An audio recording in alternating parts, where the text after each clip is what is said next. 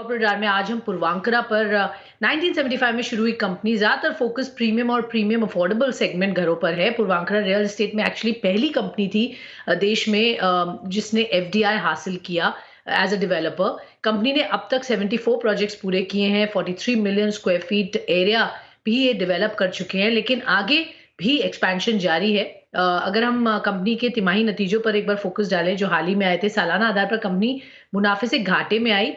आय में 7% गिरावट हुई 240 करोड़ पर। वहीं मार्जिन में भी जोरदार गिरावट रही। Of course raw material price का शायद प्रेशर यहाँ दिखा, बट समझते हैं और भी अच्छे से नंबर्स पर और आगे किस तरीके का डिमांड ट्रेंड दिख रहा है, ये जानने की कोशिश करेंगे। लेट्स वेलकम कंपनी के सीईओ अभिषेक कपूर हमारे साथ शो में जुड़ रहे हैं।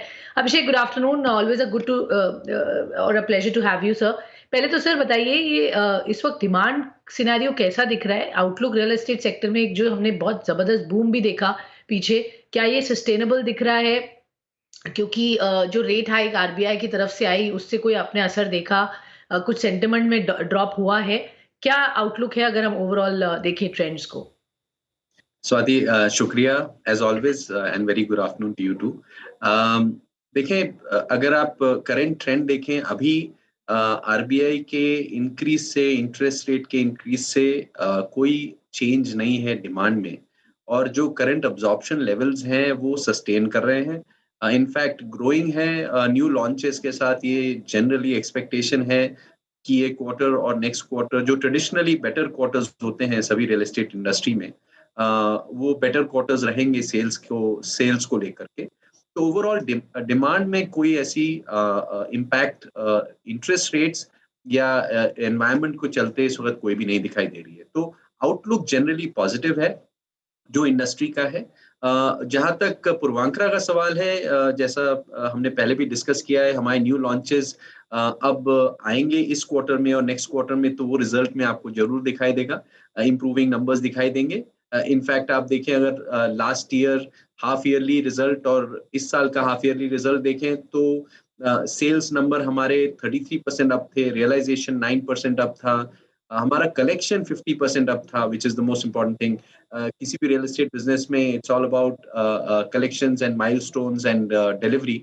तो हमारा फोकस उस पे कंटिन्यूड है और कलेक्शंस अच्छे इम्प्रूवमेंट कंटिन्यू दिखाई दे रही है। तो ओके, मुझे लगता है ये but consolidated year on year basis पे रिजल्ट सर थोड़े वीक दिख रहे हैं। कंपनी मुनाफे से घाटे में आई, मार्जिन्स पर जो प्रेशर दिख रहा है वो एक चिंता का कारण है। क्या वजह थी और क्या आगे ट्रेंड्स थोड़े रिवर्स होंगे या सिचुएशन ऐसे ही दिख रही है? स्वाति, देखें, ये कोई चिंता का कारण नहीं है। हमारे इंडस्ट्री में ये एक पैरामीटर होता है जो चेंज हुआ है अकाउंटिंग स्टैंडर्ड को के चलते, जिसमें अकाउंटिंग स्टैंडर्ड के हिसाब से हमारा जो प्रॉफिट्स है वो हम दिखाते हैं बेसिस डिलीवरी। और इसको हमें देखना चाहिए एनुअलाइज्ड बेसिस पे या बाय एनुअली बेसिस पे, बिकॉज ये ट्रेंड चेंज होते टाइम लगेगा, इन द सेंस कि जो हम डिलीवरी करते हैं हम वही आपको रेवेन्यू में दिखाते हैं, हमारा सेल्स नंबर नहीं दिखाते हैं। अब फॉर एग्जांपल, जैसा मैंने बताया, जो लास्ट ईयर हाफ ईयरली और इस साल हाफ ईयरली का सेल्स नंबर है, उसमें जो इंक्रीज है 33% ग्रोथ है, वो आपको रिफ्लेक्टिव नहीं दिखाई देगी रेवेन्यू नंबर्स में, वो आपको दिखाई देगी 2 या 3 साल के बाद जब वो डिलीवरी होगी। तो कंपनी का जो परफॉर्मेंस इवैल्यूएट करना चाहिए रियल एस्टेट में, वो सेल्स कैश फ्लो को लेकर के इवैल्यूएट करना चाहिए। और जहां तक हमारा ये रिजल्ट का सवाल है, इसमें हमारे कई सारे खर्चे, फ्यूचर खर्चे भी हम अभी बुक करते हैं। तो दो चीजें होती हैं, एक तो डिलीवरी का चैलेंज होता है, जिसमें डिलीवरी अगर किसी क्वार्टर में आपने कम दी है तो रेवेन्यू रिकग्निशन उतना कम हुआ, और जो एक्सपेंसेस न्यू लॉन्चेस को लेकर के आपने उसी क्वार्टर में बुक कर दिए, वो आपको दिखाई देते हैं, बॉटम लाइन को हिट करते हैं। तो इसके चलते ये रिजल्ट्स डेफिनेटली इंप्रूव होते दिखाई देंगे आपको नेक्स्ट 2 क्वार्टर्स में और उसके बाद नेक्स्ट ईयर में एंड सो ऑन, क्योंकि जो पीछे का हमारा डिलीवरी है वो अब आना शुरू होगा, क्योंकि पैंडेमिक के पीरियड में काफी डिलीवरी डिले हुआ था। फेयर तो इनफ। वो जो ओके। डिले हुआ था उसका जी गैप अभी जी। मेकअप हो रहा है। Okay, fair enough. तो ऑपरेशनली आप कह रहे हैं दिक्कत नहीं है, ये अकाउंटिंग स्टैंडर्ड चेंज की वजह से ऐसे दिख रहा है। आगे यहाँ रिफ्लेक्ट होगा, जो भी आप कॉस्ट अभी ले रहे हैं उसके रिजल्ट्स हमें आगे दिखेंगे। Fair enough. तो सेल्स रियलाइजेशन पर स्क्वायर फीट जैसा हम देख रहे थे इंप्रूव हुई है, फ्रॉम 6845 सितंबर 21 की बात करें टू 7454 सितंबर 22। कितनी और राइज यहाँ हम देख पाएंगे गोइंग फॉरवर्ड? जी स्वाति, देखिए ये तो कमोडिटी प्राइसेस और एनवायरनमेंट के चलते कंटिन्यूड प्रोसेस होता है एक, और दूसरा जो इन्फ्लेशनरी प्रेशर होता है वो पास ऑन होता है कस्टमर को। दूसरा एक रियल एस्टेट में जो बड़ी इंटरेस्टिंग चीज है कि कोई भी परचेज जो होती है जो अर्ली प्रोजेक्ट साइकिल में होती है, और जैसे जैसे प्रोजेक्ट कंप्लीट होता है एक नेचुरल प्रोजेक्ट अप्रिसिएशन में इंक्रीज में जाता है, तो उससे रियलाइजेशन इंक्रीज होती जाती है। क्योंकि जैसे जैसे प्रोजेक्ट बिल्डअप होता है वैसे वैसे कस्टमर का विलिंगनेस प्रोग्रेस को देख करके टू पे हायर अमाउंट वो होता है, और डेवलपर्स भी प्राइस इंक्रीज करते हैं। तो नॉर्मली आप देखें 50 to 75% एवरेज इंक्रीज होता है लॉन्च से लेके कंप्लीशन के बीच में। जो एडवांटेजेस होता है सबके लिए, बट वो उतना डी रिस्क होते जाता है प्रोजेक्ट, और उसके हिसाब से प्राइस इंक्रीज होता है। तो ये कंटिन्यू ट्रेंड रहेगा। प्रोजेक्ट टू प्रोजेक्ट कहीं ज्यादा कहीं कम हो सकता है अलग अलग डेवलपर्स के लिए माइक्रो मार्केट के बेसिस पे, बट ओवरऑल ये ट्रेंड कंटिन्यू रहेगा और आप देखेंगे कि प्राइस अप्रिसिएशन दिखेगा। फेयर इनफ, तो यहाँ पर भी प्राइड अपवर्ड्स हम देखेंगे आगे होते हुए। Of course project to project differ करेगा।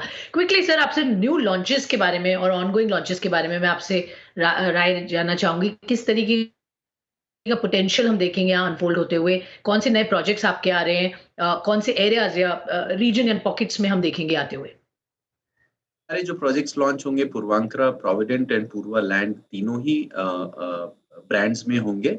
और ये लॉन्च करीब करीब इस साल में अगले 6 से 9 महीने के बीच में आपको दिखेगा करीब करीब 14 मिलियन स्क्वायर फुट का एडिशन। और इसमें पूर्वांकरा करीब 6 मिलियन है, प्रोविडेंट करीब 5 मिलियन है, और बैलेंस अबाउट 4 मिलियन आपका पूर्वा लैंड में दिखेगा। और ये ज्यादातर जो लॉन्चेस हैं वो बैंगलोर, चेन्नई, कोयम्बटूर, कोची और मुंबई में हैं। और आगे जैसे जैसे हम प्रोग्रेस करेंगे आपको और लॉन्चेस उसके बाद के क्वार्टर्स में भी दिखाई देंगे, क्योंकि काम हमारा पूरे 50 मिलियन स्क्वायर फुट पे चालू है। अभिषेक, बिजनेस पर हमने बात की, किस तरीके के ट्रेंड्स दिख रहे हैं, डिमांड है, ये आपने बताया। अब मैं आपसे ये जानना चाहूंगी, अपने आउटगोइंग ऑनगोइंग प्रोजेक्ट्स की तो बात की अभी फिलहाल, और जो लॉन्चेस हैं, बट लेट्स से 1-2 साल के बाद हम जो आपकी एक्सपैंड और रीच देखेंगे बियॉन्ड योर ट्रेडिशनल मार्केट्स, वहां पर क्या फोकस होगा? इस वक्त आपका non Bengaluru project percentage share कैसा है? और मिक्स कैसा देख सकते हैं हम आगे फ्यूचर में? बिकॉज आपने लास्ट टाइम भी कहा था अपॉर्चुनिटीज बहुत है नॉर्थ इंडिया, पर्टिकुलरली आप बहुत क्लोजली मॉनिटर कर रहे हैं। तो किस तरीके की आपकी वहां पर एंट्री होगी, कब तक होगी, किस लेवल पर होगी? जी स्वाति, अभी तो फिलहाल हमारा फोकस साउथ और वेस्ट में है। वेस्ट में मुंबई और पुणे में हम अपना प्रेजेंस इंक्रीज करेंगे। वो इमीडिएट टारगेट है, मीडियम टर्म टारगेट है। जहाँ तक एनसीआर और दिल्ली का सवाल है, जैसा मैंने लास्ट टाइम कहा था, हम अपॉर्चुनिटीज इवैल्यूएट कर रहे हैं, लेकिन कोई राइट अपॉर्चुनिटी आएगी तो आगे बढ़ेंगे। बट उसका एक डेफिनेटिव प्लान आज हमारे पास नहीं है कि हम नॉर्थ में कब एंट्री करेंगे। लेकिन जहाँ तक वेस्ट और साउथ का है, डेफिनेटली साउथ में हमारा स्ट्रेंथ है, लेकिन वेस्ट में इंक्रीजिंग प्रेजेंस आपको अगले 2 साल में क्लियरली दिखाई देगा, जिसमें मुंबई और पुणे मैक्सिमम कंट्रीब्यूशन करेंगे। और टारगेट ये है कि बियॉन्ड बैंगलोर मार्केट हमारा कम से कम 50% बिजनेस बियॉन्ड बैंगलोर मार्केट से आना चाहिए। तो all over right, next 2 years we will see how that pans out. Yes.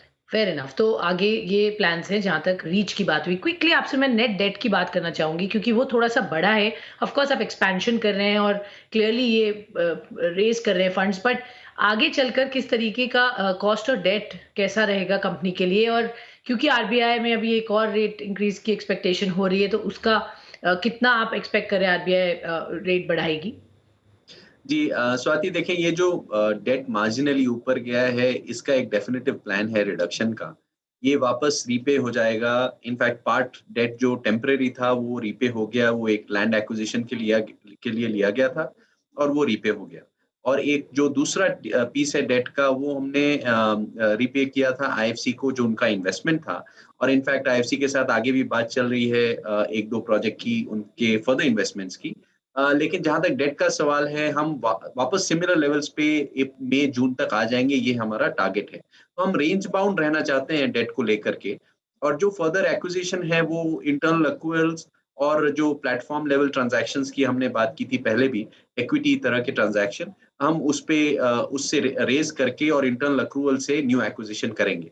तो जहां तक अगेन ओके, डेट का सवाल है, कॉस्ट सिमिलर लेवल पे रहेगी और जो डेट है वो भी श्योर। सिमिलर। ओके, तो डेट यहाँ मेंटेन करेंगे, बढ़ाएँगे नहीं और इंटरनल अक्रूवल से ही आगे के प्रोजेक्ट्स फंड करेंगे, ये है कंपनी का प्लान। बहुत-बहुत धन्यवाद हमें समय देने के लिए अभिषेक और बताने के लिए किस तरीके के आगे आउटलुक लग रहा है कंपनी का।